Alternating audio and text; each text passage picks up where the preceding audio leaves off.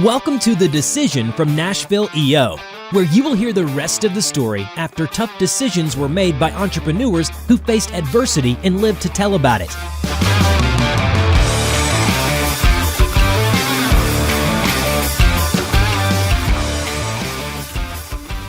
Welcome to The Decision, the podcast by EO Nashville, for and by entrepreneurs. In this space, we tell our stories, all the fun that happens as we're starting, running, selling businesses.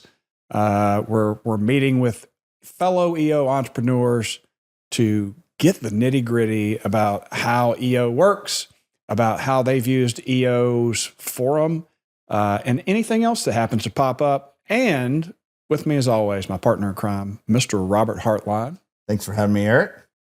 Thanks for the space here and for the excellent time this afternoon to get us energized.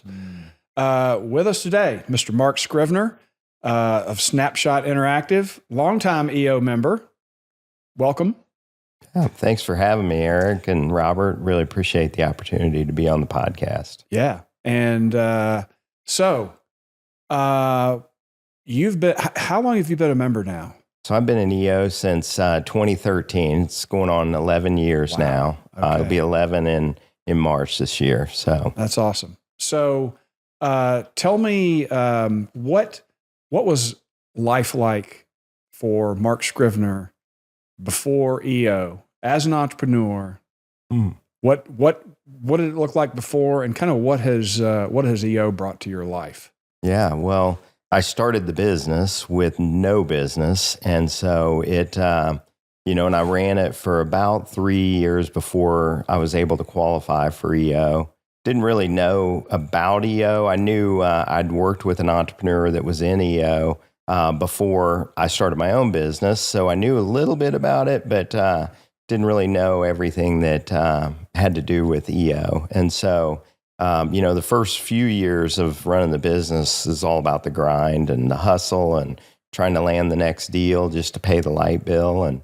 And so that was my life before EO. And I think, since joining EO, it's just, it's set me on a totally different path, just with confidence and, experience that I've been able to gain over the years from so many, I think tremendously smarter than me people that have been in my forum. And so it's been a great experience.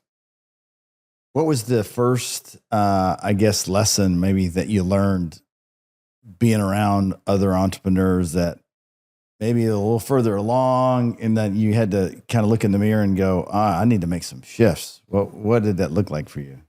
I think one of the biggest things that I learned early on was I think a lot of entrepreneurs kind of second guess themselves. Like, am I really here? Like, should I be here? Should I be, successful in business? Like, I don't think I have it figured out. And, I think after the first few forums and you start to go through presentations and share experiences with the other members, I think it just gave me a tremendous amount of confidence that, hey, I'm not the only one that is going through these types of things. Like, there's never really been an issue that has been brought up in the forum that, like, almost 75% of the people in the forum haven't experienced that same thing in business. I think as a young business owner, you sometimes you run into that first problem and you go, man, I'm just a failure. I shouldn't be doing this. And I think that's what I learned early on, was just that, man, it gave me that confidence that everybody has been through this. And, you're with a lot of people that you like and trust a lot. And so to hear from them that, hey, I've been through it as well, and here's a couple things that we did to get out of it, and, or take advantage of an opportunity that, business owners might have. And so it's just, there's never been a time that we went in and, it's unique to the forum. I would assume that you learned how to really connect with other entrepreneurs just because of EO, which helps you connect with your customers, because you're a storyteller, right? Mm-hmm. Yeah, and you've taken that skill to another level outside of EO, if you want to talk about that a little bit. Which part of it? The Creative assembly. Creative assembly. Yeah. My brain's not working right today, Yeah. but I'm really blown away by your willingness to share the knowledge that you have. And so talk a little bit about how you've helped raise other people up outside of EO as well. Yeah. I've, through EO, in the Catalyst program, I started early on. I wanted to mentor some agency owners, or actually, it just so happened that it started with an agency owner, and mentored them, and it was a great experience. And, I feel like I learned as much from them as I taught them. And so it was a great experience. And ever since, I've tried to mentor usually a couple Catalyst companies every year. And, it's a big commitment, but it's also very rewarding. I just find it very educational in that, hey, they've got challenges that, I had back when I was at their size or their, age in the company. And so, I've taken that, and just now I'm almost to a point where I can move the needle. I know, just like any EO member that's going to mentor, but I really have locked into, I can really move the needle if you have an agency. And a lot of times people always, I've had agency owners that I've mentored, and people have said, man, why would you do that? They're your competition. You're building up your competition and teaching them everything. And it's like, man, it's just a small way to think of things. And the more I've given, the more I've received. And, I think that's the power of really leaning in and helping to mentor people. And so much so that now I get requests from time to time, even outside of Catalyst and EO, of small agency owners that have heard that, I've helped others and that I'm willing to share. And so, I've had a couple others that have came in, and now we've started a networking event called Creative Assembly, where, we'll invite all the agency owners of Nashville to come over. And it's networking from, usually 4 to 7 or 8 at night. And it's just, it's a way to connect the creative community and kind of lift everybody up. And, the stories that we've heard thus far of just, people meeting at the Creative Assembly, and the next one, they tell me, man, I met this person, they have an agency, and since the last Creative Assembly, we've done 20 grand worth of business together. And it's like, man, that's the way it's supposed to work. A rising tide raises all ships. So, and now we're building onto that with a holding company, and, and then we'll make investments in certain agencies that we feel like fits a niche, and then we'll roll them into a holding company that we call the Creative Assembly as well. Oh, wow. That's pretty cool. Yeah. You've really tapped into something that I think most people don't comprehend, especially in the agency world, right? We have this impression that we're all competing against each other, and it's an abundant world. Mm-hmm. And the more that you lift others up and share information, the better you get. I've done some of that same thing of mentoring other agency owners, and I always learn something from them that I didn't know beforehand. Totally. It's just a beautiful experience. And your industry is changing so fast.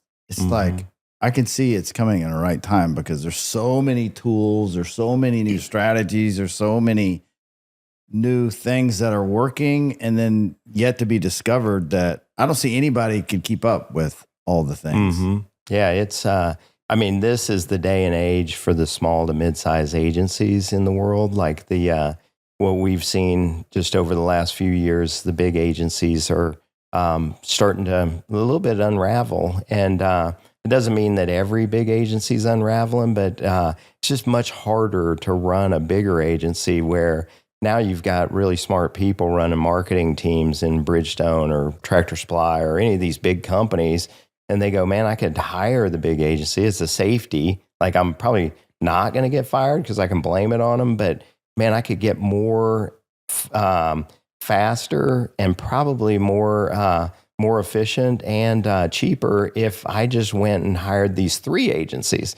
And I need one person to take the point and manage all the relationships. But as long as they work together, it's going to be a gold mine for marketers. And I think that's what we're going to see continue to evolve over the next few years.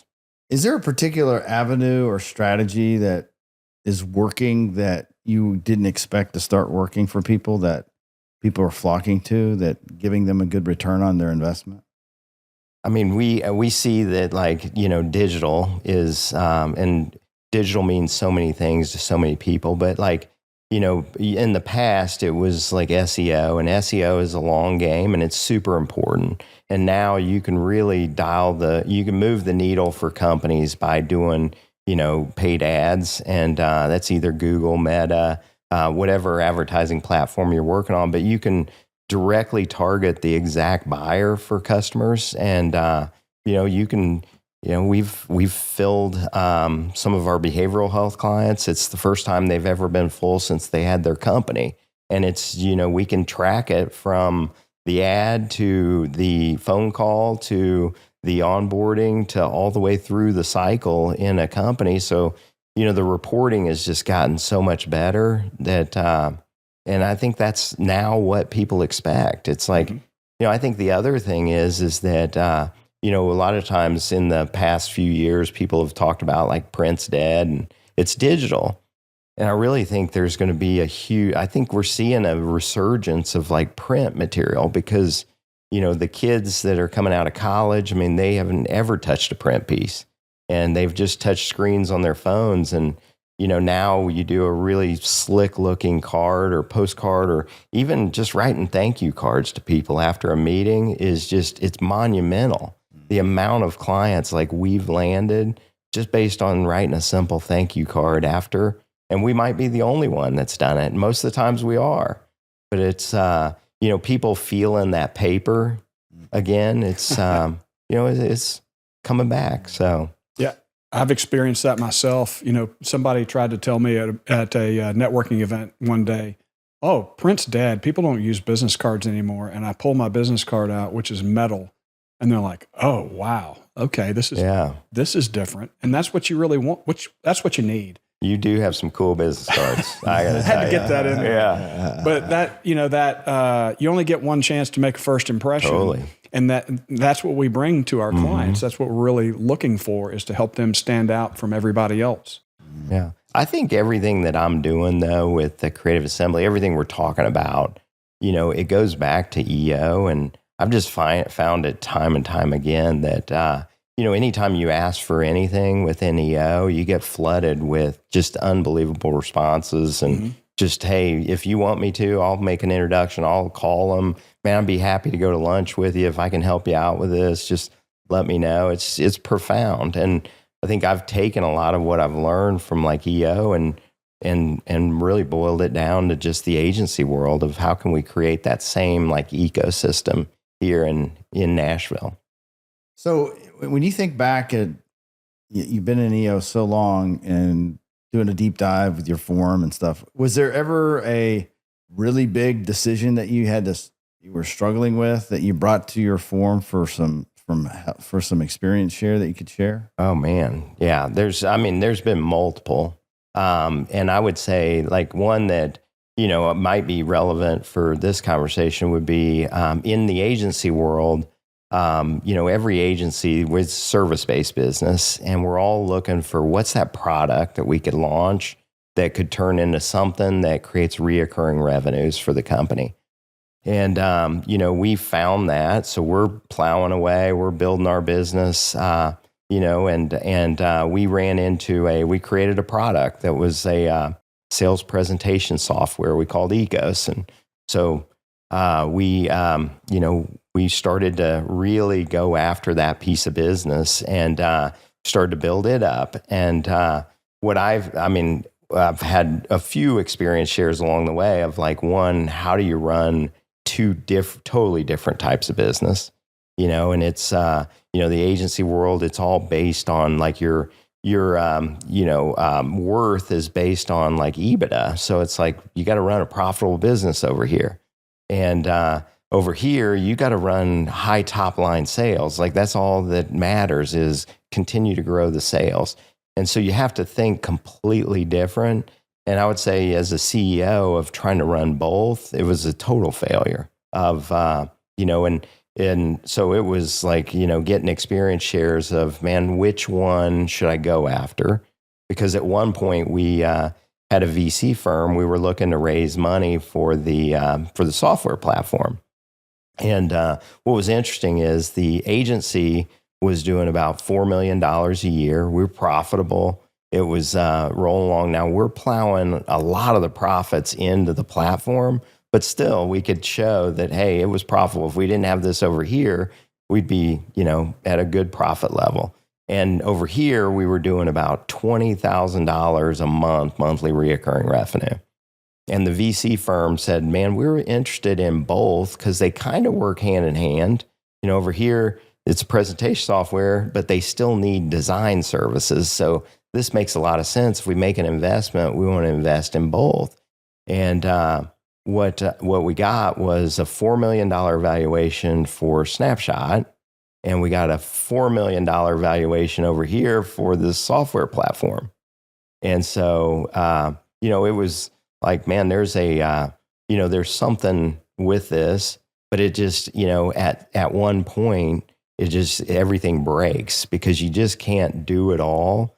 And the good thing is I had a great partner. We had a good team. So, everybody's, chugging along as best they can to help both the agency and the software, but it becomes a distraction internally. And so we had a big decision to make of what do we do?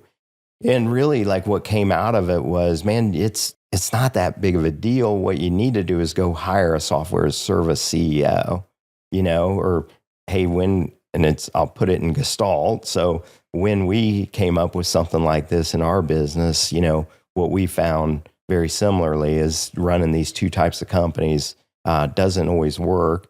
And what we did was go out and hire a software as service CEO that knows how to build and scale a software company, which is totally different. Requires sales development reps, and they're generating so many leads, and account people that qualify the leads and land the business. And then you've got your support team that manages it all. And it's like, it's a little bit different than the agency world.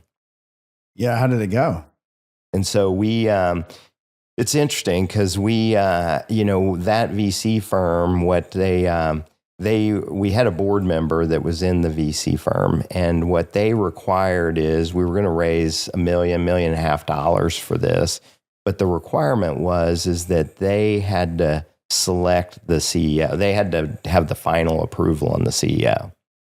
And, so we're continuing to plow money into Ecos while we're running Snapshot. And it's becoming even a bigger distraction because now I took on a third job, and that was hiring a CEO for this software company. So the amount of interviews, it's not like, hey, there's a ton of local people. Like, we were flying people in from all around the country and, interviewing them to take over this software business. And so, doing that as well as running both the companies. And so we got to the end of this, and they had a very small investment in Snapshot at the time.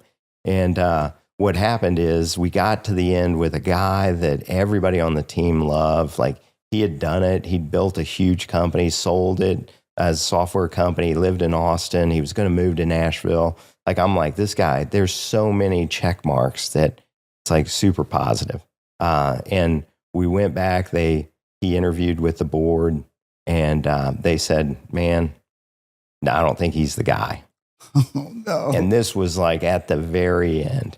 And, this was when, this is like, if you ever listen to how I built this podcast, you always think that all these companies are on this rocket ship. And, when you hear this founder stories, you go, man, they almost went out of business. And at that point in time, like, we had plowed all of our profits in because, this investor was like, don't worry about it over here. Like, we'll make sure nothing happens over here. Just keep going. And so when that happened, we were about, we had a line of credit that was about $600,000, and it was extended to $590,000. We had enough money in the bank to pay one payroll, and we had we had about 90,000 extended on our credit cards. That was 100,000. And so I went back and I go, guys, that didn't work out. Okay, I get it. Like, I'm happy to like break the news to them that you're not the right person. But like we've got to figure out like how are we going to get some money over here now, because we were kind of counting on not having to spend the kind of money we were spending to keep this going. And they said, man, I don't know what you're going to do. I don't know what we're going to do over here. And it was like, man, we have a big decision to make very quickly. And it's like, at this point in time, our outlook is not aligned. Like the way we run a business, the way we have been aligned in the past, because we had a great run. But at that point in time, it was like, man, we have lost alignment, and we got to figure out a way to get not only like figure out how to save the business, but also figure out how to get them out of the company and pay them back so that we could buy them out. So that was a huge like decision point of, you can only imagine that presentation and what do I do and what have you all done? And, man, here's the experience share I'm looking for. And it was, I think it was really like profound, just the confidence that they put back in, just, man, it is all going to work out. There's there's dials you can move in the company. There's things you can do, but the path you've got to continue down. And so we shelved the software business at that time. It was like, we cannot put any more into it. So we shelved it, made a few changes within Snapshot. And it was like, man, we've got to grind to get this stuff like paid down, because I'm not the type of person that loves to carry like a lot of debt. And so it was like, how do we get this paid off very, very quickly? And I would say we were probably less than 30 days away from like, we don't have a business anymore. Like, wow. In fact, I remember like taking a walk and probably like a mile walk around the neighborhood. And I was like, this probably isn't going to work out. And I got hit about halfway through that, man, you keep going. You can't stop. And, you see this even with like young entrepreneurs. It's like they start a business, and that first challenge that they run into, it's like, oh man, we're out of this. And EO just gives you a place to go, man, everybody goes through that. Like, here's a couple ways. You just got to have the grit to get through it. But when you get to the other side, man, more things are going to open up for you. Yeah, you kind of unlocked your dual focus too, so you could get laser focused on making it be successful. Did you see a lot of rapid growth once you got let go of that anchor and get laser focused on the agency? We did, yeah. The agency started to transition. I mean, it was actually, it was the end of 2019. Okay, so everybody knows what happened in 2020. And so this all was transpiring right around like Christmas, January. And then we had, we had a huge client that they had a video project with us, and it was about a $150,000 video project. And we talked to the CFO one morning, and he said, guys, this is done. I'll have the agreement signed and sent over to you tomorrow, but it's in the bank. And that was on I think March 18th. And so, that night was the night that the tornado came through Nashville. And the next morning, he was like, his whole warehouse got blown away in Lebanon. And he's like, man, we've got bigger fish to fry right now. And I know I told you this, but I hope you guys understand. And it was one of those that it's like, oh man, this was going to help us even pay down some of that debt a little bit quicker. And so, but the forum was super supportive. They gave me a lot of confidence along the way. And, what's crazy is COVID happened. So, the next week, our whole team's over in East Nashville, because that's where our office is. And we're, chainsaws and picking up limbs and stuff. And And halfway through that week, they're like, hey, this COVID is maybe going to shut down the entire world. So, we need to figure out what we got to do. So we had to get everybody back to the office and have a game plan of what are we going to do from here. And what's interesting is it all works out. And actually, that was what I got a ton from the forum mates is, Mark, it's all going to work out. Like something is going to shift. Like you just keep plugging along and it'll all change. And like COVID happened and we did a PPP loan and we did the EIDL loan, just hoping that we got one or the other. And we ended up getting both of them. And so we went from, man, we're almost out of business to we had $1 million in our account the next week.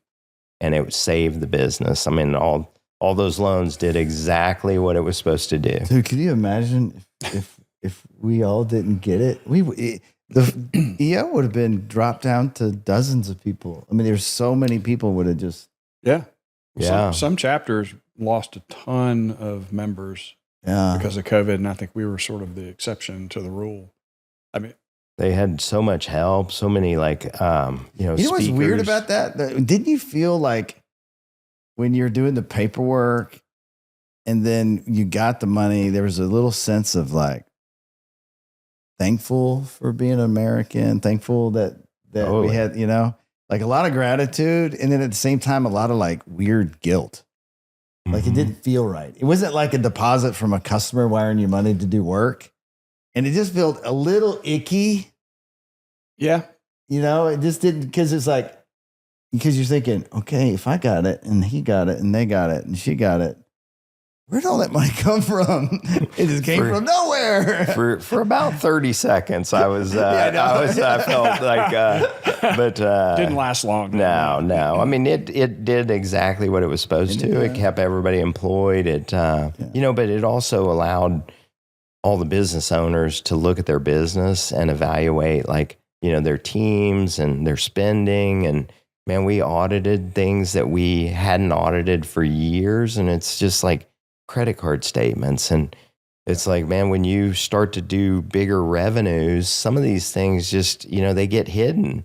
And we found like 10 grand a month that was just monthly reoccurring subscriptions for stuff that when you ask the team, they're like, yeah, I don't even know what that is. And you'd turn it off and nothing would happen. Yeah. And so I think it gave everybody a chance to really evaluate their business and streamline, how they run it and streamline the teams that they had too.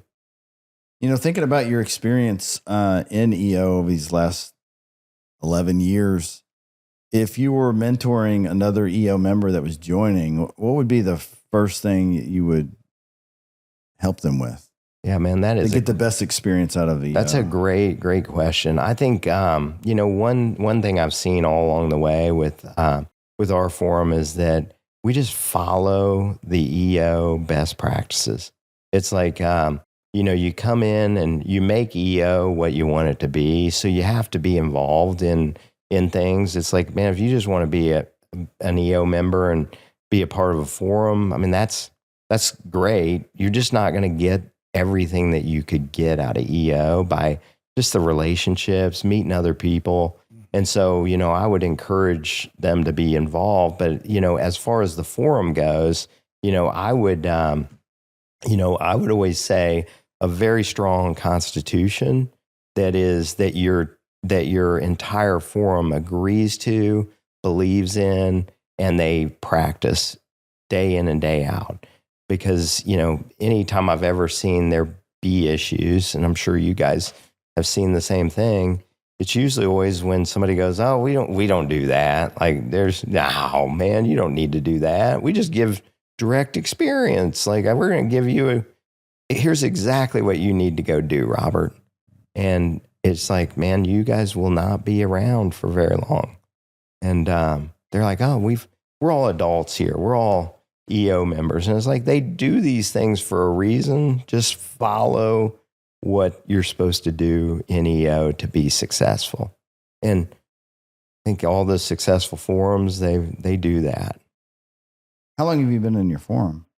for 11 years. Oh, the same one. Mm-hmm. Wow. Tell me what your best retreat experience was like. That's there's been a couple of those too, and my best one, or I think our best one. In fact, we talked about it. Maybe a couple forums ago, we talked about this experience. But I was training for an Ironman, and I was swimming in the pool, and I had this Swim P3 player, and I was listening to this book, and it's called Make Big Happen, and Mark Mose is the author. And I got out of the pool one day after I listened to it, and I was like, man, that was a great book. I'm going to go back to the office. I'm going to send Mark a LinkedIn message, and I'm going to tell him that, hey, I just read your book. And I saw when I clicked on his LinkedIn profile that he had done Ironman before, a bunch more than I had. And so I just sent him a note and said, hey, I just finished your book. I just want to let you know I'm training for an Ironman. And while I was swimming,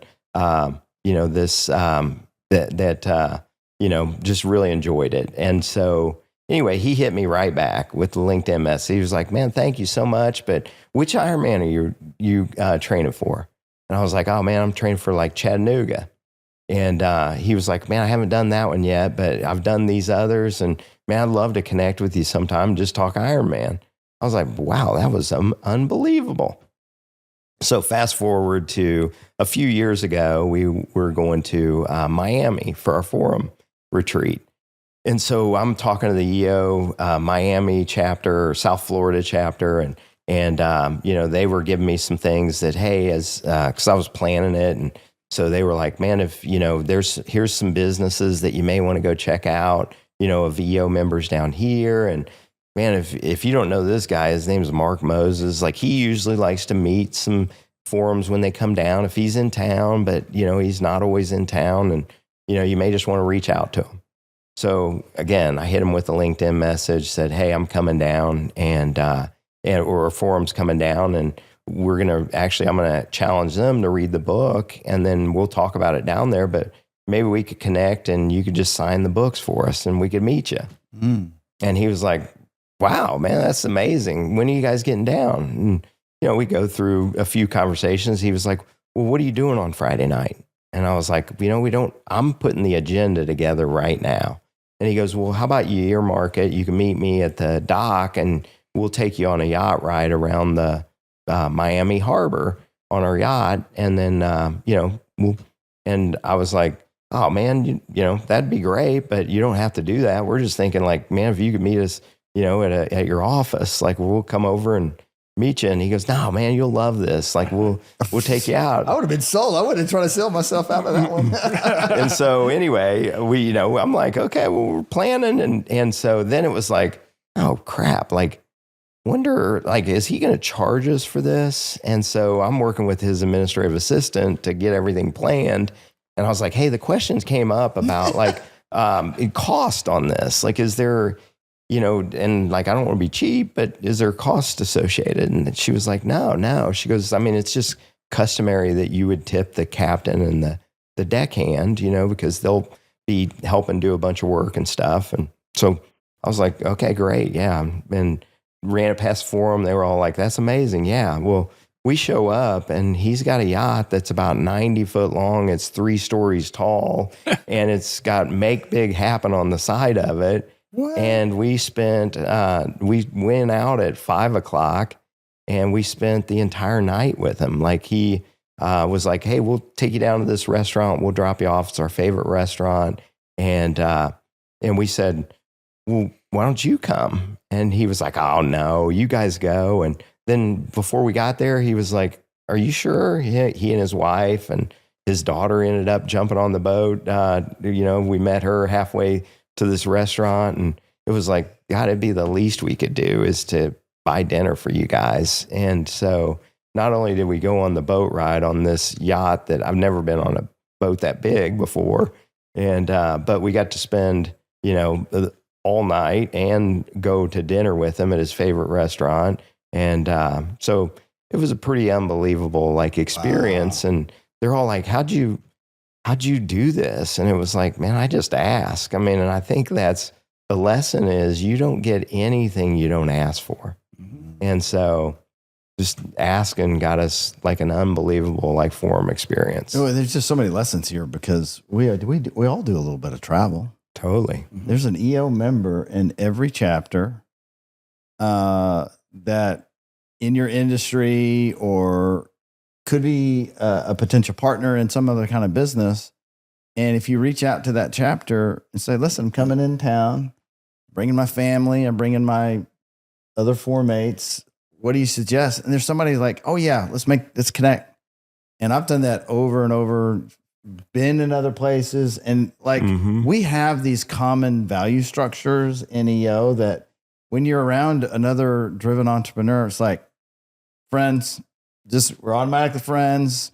We're going to hang out and do something cool and hit the 5%, talk about things that you wouldn't talk about with anybody else. It's just, culture's unmatched. We launched our St. Louis office. And when we did, I reached out to EO St. Louis and had about 6 agency owners that were in EO up there. And they're all like, man, I'd love to meet up with you. I'd like and help you out. I'll give you a lay of the land and just anything I can help you out with. And I mean, their agencies were probably 20 times as big as ours at that time. And, they were all super helpful and would make introductions, whatever we needed.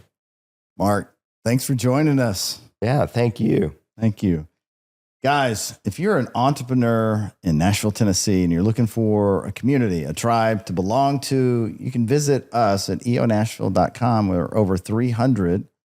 Actually, the largest chapter in the United States is here in Nashville. And you can belong to a community of other people that are going through important decisions for their life and their business.